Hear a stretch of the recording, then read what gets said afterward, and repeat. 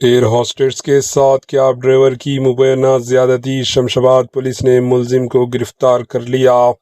شمس آباد ایئرپورٹ پر cab driver کی Indigo year lines کی ملازمہ سے مبینہ زیادتی کی کوشش۔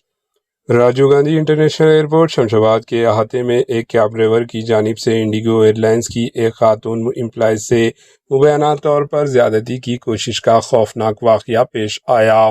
اطلاعات کے مطابق خاتون اپنی ڈیوٹی پر جانے کے لیے روزانہ استعمال ہونے والی کیب میں سفر کر رہی تھی۔ اسی دوران ڈرائیور نے مبینہ طور پر گاڑی کا رخ ایئرپورٹ کے احاطے میں واقع ایک سنسان مقام کی طرف موڑ دیا۔